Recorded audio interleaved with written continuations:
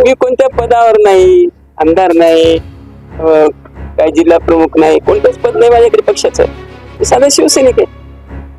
पक्षाचं काही पद घेऊन काम करणारा माणूस करून गेलं मग त्याच्यासाठी त्याला तो शब्द त्यासाठी वापरतात. पण आता काही लोकांना त्याचा अर्थच माहित नसतो, तसं बोलतात. आणि मी साधा शिवसैनिक आहे, कुठल्या पदावर नाही, काहीच नाही. नमस्कार, मी उमेश चक्कर आणि आपण पाहतात प्रवाह न्यूज नेटवर्क. प्रवाह न्यूज नेटवर्क या डिजिटल मीडिया प्लॅटफॉर्म मध्ये आपल्या सर्वांचं मनपूर्वक स्वागत आहे. मी हिंगोली जिल्ह्यातल्या वसमत शहरामध्ये आलो आहे आणि वसमत शहरामध्ये काही दिवसापासून राजकीय समीकरण देखील बदलू लागले. त्याचं कारणही तसंच आहे.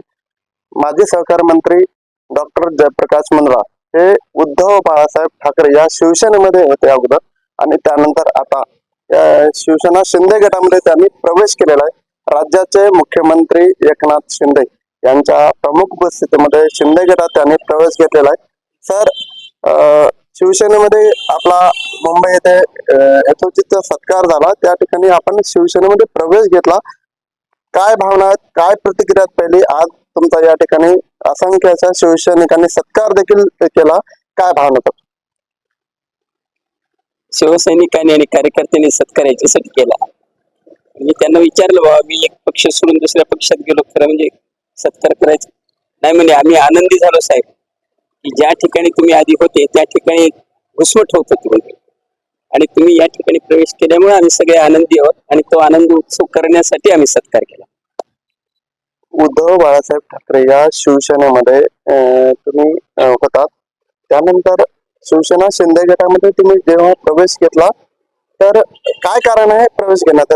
त्या पाठीमागचं पहिलं बघा, मी उद्धव बाळासाहेब ठाकरे, मी बाळासाहेब ठाकरेच्या शिवसेनेतच पहिल्यापासून होतो, बरोबर आहे.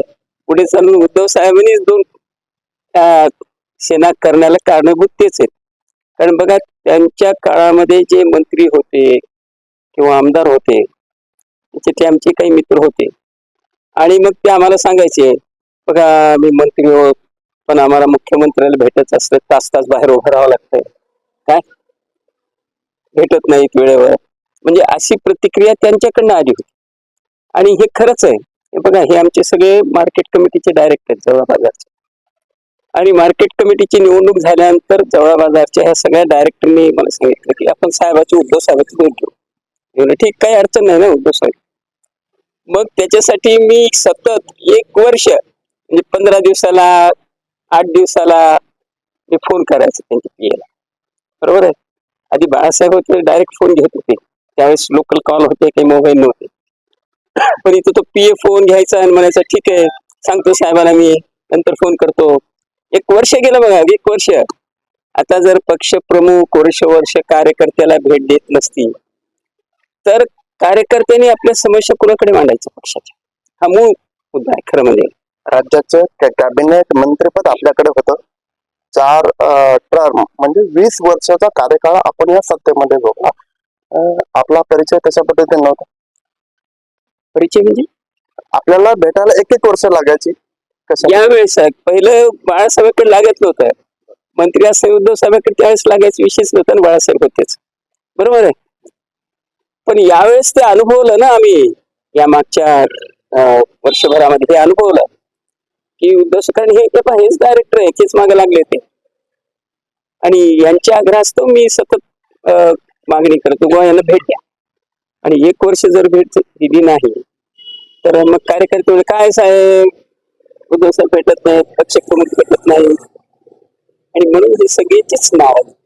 नुकत्याच लोकसभा निवडणुका पार पडल्या. लोकसभेच्या त्या निवडणुकीच्या त्या पार्श्वभूमीवर आपण लोकसभेचं तिकीट मागत होतात, तिकीट नाही मिळालं म्हणून आपण प्रवेश घेतला, अशा सुद्धा चर्चा होता. हो, एकदम बरोबर आहे तुमचं. मागच्या वेळेस मी तिकीट मागितलं होतं बघा, आणि मागच्या वेळेस तर रेसमध्ये माझ्या कुणीच नव्हतं. शेवटच्या दिवसापर्यंत टीव्हीवर सुद्धा बातमी होती माझं तिकीट झालं म्हणून. यासाठी जवळ 50-60 लाखाचं प्रचार साहित्य आणून ठेवलं होतं. आजही ते साहित्य तसंच आहे, कारण त्याच्यावर धनुष्यबाणाचे चिन्ह आहेत, कुठे टोप्या आहेत, कुठे दस्ते आहेत. म्हणजे चला आता धनुष्यबाण साहित्य तुम्ही येणाऱ्या विधानसभेला वापरले. ऐका धनुष्य कोणी कोणत्या तरी कार्यकर्त्याला धनुष्यबाणाचं साहित्य घेऊन जा रे बाबा म्हणता येईल मला. आता याच्या अगोदर याच्यासाठी ठेवावं लागलं की धनुष्यबाण नव्हतं आमच्याकडे ना, बरोबर आहे. तर मागच्या वेळेस तिकीट मागितलं, उद्धव साहेबांनी काही नसताना हेमंत पाटील दुसऱ्या जिल्ह्याचा ज्याचा मतदारसंघ नाही त्याला बोलून तिकीट दिलं याचं काही कारण समजू शकलं नाही. मी उद्धव साहेबांना विचारलं, साहेब मी मेरिट मध्ये आहे, सगळ्यात आहे, दुसरं कुणी नाही तरी मला तिकीट का दिलं. उद्धव साहेबांनी सांगितलं की माझी मजबुरी आहे, काय यावेळेस तुम्ही थांबा. आता बघा, घरचा एखादा प्रमुख व्यक्ती वडील असतात, बरोबर आहे, ते ज्यावेळेस एखादं काही काम असलं ते जर म्हणलं मजबुरी आहे घरामध्ये मला, ठीक आहे मजबुरी, पण काय मजबुरी आहे समजावून सांगायला पाहिजे ना लेकरायला. वडील सांगतात लेकरायला, अरे थांब थोडं, तू यावेळेस आपल्याला 4 जण भाऊ आहेत, बरोबर आहे, सगळ्याला कपडे घेता येत नाहीत, थोडे पैसे कमी आहेत, पुढच्या वेळेस घेऊ असं सांगतात थोडी. पण यांनी काही सांगितलं नाही, मजबुरी. मग मला एकदम मजबुरी काय शकते पक्ष प्रमुखाला. त्यांनी तर सांगितलं इथं उभे आहेत आणि त्यांनी सांगितलं असं करायचं, बाहेर जाऊन सांगितलं असं करायचं तरी होतंय. मग त्यावेळेस नाकारलं, ठीक आहे. मग यावेळेस परत तशीच परिस्थिती झाली. यावेळेसही मी रेसमध्ये होतो, तिकीट मागितलं होतं, पण यावेळेस तिथे गंमत फार अजब झाली. दरवेळेस उद्धव साहेब सगळ्या कार्यकर्त्याला पदाधिकाऱ्याला बोलवतात मीटिंगसाठी, 1 to 1 चर्चा करतात आणि मग तिकीट फायनल करतात कार्यकर्त्याच्या मनात. पण यावेळेस मीटिंग बोलवली, 12 वाजता मीटिंग बोलवली, सकाळी 8 वाजताच फायनल करून टाकलं त्याने. मग सगळ्या कार्यकर्ते संभ्रमात पडले की असं कसं झालं. उद्धव बाळासाहेब ठाकरे आणि शिवसेनेचे जिल्हाप्रमुख जेव्हा वसमतमध्ये आले होते त्या कार्यक्रमाप्रसंगी आपण उद्धव ठाकरे यांना भाषणादरम्यान बोलत होता की तुमच्यात आणि माझ्यात कोणीतरी दुरावा निर्माण करते. कोण होता दुरावा निर्माण? हे मी नाही सांगत, तिथं तुम्ही आहेत असं म्हणजे काही सांगत असतील, करत असतील अशी माझी भावना झाली. आणि ते काही मी एकटंच बोलत नाहीत, अनेक जण बोलतात. मागे तुम्ही जर पाहिला असेल, भास्कर जाधवचं एक टीव्हीवर हे आलं होतं, त्यांनी असं वैतागून म्हणलं होतं, कुणीतरी साहेब असं करताय इथं मातोश्रीला, बरोबर आहे. आणि मग त्याच पद्धतीनं मी त्या दिवशी बोललो होतो की आपलं दुरावा निर्माण करतात आणि हा दुरावा निर्माण करतात म्हणून हे सगळं घडतंय. मग यावेळेस तिकीट यावेळेसही मिळालं नाही, बरोबर, मेरिट मध्ये असताना सुद्धा. आता मग त्याच्यातला आमचा एक नेता, त्याच्या अगोदर आम्ही भेटायला गेलो होतो आपण, बरोबर आहे, तर तो म्हणला नाही हो, थोडं जातीचा म्हणजे समाजाचा विषय तो. त्या नेत्याला म्हणला, यार मी 4दा निवडून आलो, आमदार झालो 4दा, मंत्री झालो, आणि कुठं काय समाजाचा प्रश्न येतो नाही, म्हणजे वयाचा एक प्रश्न येतोय. मी म्हणलं आनंद किंवा हे सगळं जर होत असेल, वर्षभर उद्धव साहेब भेट देत नसतील तर तिथं राहण्यात काय अर्थ आहे. कमीत कमी शिंदे साहेबांचा स्वभाव मला माहिती आहे, कारण मागच्या वेळेस ज्यावेळेस आमदार होतो 14 आपण, म्हणजे तर सोबतच काम करत होतो. ते म्हणजे 24 आवर्स म्हणल्यासारखं, 24 आवर्स कुणी जागा राहत नसतंय, पण कधी जा तुम्ही भेट देत होतो माणूस, बरोबर आहे. विधानसभेच्या निवडणुका जवळ येतात, काही शब्द वगैरे दिला, काही बोलणं झालं. मी काय शब्द घेण्यासाठी किंवा देण्यासाठी गेलो नाही. मला उद्धव साहेबांबरोबर काम करायचंच नाही, कारण असं वागू लागलं करायचं काय तिथं, उगाच काय नाव तुम्ही उद्धव साहेबांसोबत आहेत, काय फायदा नाही, बरोबर आहे. फायदा म्हणून नाही, पण ज्या व्यक्तीला काही म्हणजे बाबा मी इतकं सिनियर आहे, सगळं आहे, 30 वर्षापासून काम करतो, जर भेट मिळत नसेल मग तिथं राहण्याचा अर्थ काय. म्हणून जाताना मी कधी असं विचार केला की मला तिकीट मिळावं नाही मिळावं, ते ठीक आहे, पक्ष ठरवत असते मला, म्हणून तो विषय माझ्याकडे नाहीच. लोकसभा निवडणुका नुकत्याच पार पडल्या. नागेश पाटील आष्टीकर जे विद्यमान आताचे खासदार आहेत त्यांच्यासोबत तुम्ही प्रचार केला. प्रचार करत असताना त्यांच्याच गाडीमध्ये पाठीमागच्या सीटवर बसून तुम्ही बाणाचं काम केलं असा सुद्धा आरोप नागेश पाटील आष्टीकर यांनी केला. मला त्यांनी एखादं कुठलंच काहीतरी दाखवा, त्याच्या गाडीत बसून प्रचार केलाय. इथं कोणी एखादं साधं माणूस म्हणून त्याच्या सोबत राहून कसं नंतर करता येईल समजा एखादं, पण गाडीत कसं करता येईल, बोलावं तर लागेल की नाही, शब्द येतात ना, म्हणून हे चुकीचं. आणि दुसरी गोष्ट, नागेश पाटलाबद्दल माझा काहीच रोष नाही, तो माझा मित्र आहे, आज येईल पुढे राहील, तो काही विषय नाही, त्याच्याबद्दल रोष नाही. माझा रोष पक्षावर, उद्धव साहेबावर आहे, आणि म्हणून मी हे सगळं कार्य करतो. तुम्ही बाणाचं काम केलं की मशालीचं काम? तुम्ही पाहिलं नागेश पाटलाच्या जेवढ्या सभा झाल्या, मिटिंग झाल्या, उद्धव साहेबांच्या सभा झाल्या, बरोबर आहे, तर सगळीकडे मी प्रचार केला. सुभाष वानखेडे जेव्हा होते मागच्या टर्म मध्ये आणि हेमंत पाटील होते तेव्हा सुभाष वानखेडेचं काम केलं असा सुद्धा आरोप शिवसेनेचे जिल्हा प्रमुख संजय देशमुख यांनी प्रवासी बोलताना टाकला. बघा, सुभाष वानखेडेच्या वेळेस तर ओपन होतं. सुभाष वानखेडे ज्यावेळेस तिकीट मागायला गेला होता त्यावेळेस मी गजानन घुगे हे सोबत होतो उद्धव साहेबांकडे, आणि ज्यावेळेस तिकीट मागायचा प्रश्न आला तर मी आणि गजानन घुगेने स्पष्ट सांगितलं, सुभाष वानखेडे निवडून येत नाही, त्याला तिकीट देऊ नका. कारण म्हणलं ह्या काय जातीवर बोलतो, कुणाला काही बोलतो, म्हणून हा निवडून येत नाही, याला तिकीट देऊ नका. बरोबर आहे. आणि आम्ही काम करूच नाही करू काय गॅरंटी नाही म्हणत, म्हणून आम्ही ओपन होतं ते, म्हणून त्याचा काही विषय नव्हता सुभाष वानखेडेच्या वेळेस. आणि यावेळेस म्हणजे हेमंतच्या वेळेस जसं ऍक्शन रिॲक्शन असतात ना, असं कधी प्रचार करून कुठं गावात गेलो आणि कुणाला सांगितलं असं कुणी सांगायचं मतदारसंघात, पण रिॲक्शन कशी असते? समजा तुम्ही फोन केला, साहेब कशाला मतदान करायचं, चटकन माझं तुम्हाला पाहिजे त्याला मतदान करायचं, बरोबर, ही रिॲक्शन द्यायची. म्हणून तो विषय नाही. कारण बघा, कोणताही माणूस ज्यावेळेस त्याच्यावर येते ना वेळ, बरोबर आहे, कारण आपल्यावर वेळ आल्याशिवाय माणसाला कळत नाही. नागेश पाटील यांनी केलेल्या आरोपाचं खंडन कशा पद्धतीने? काय केलं?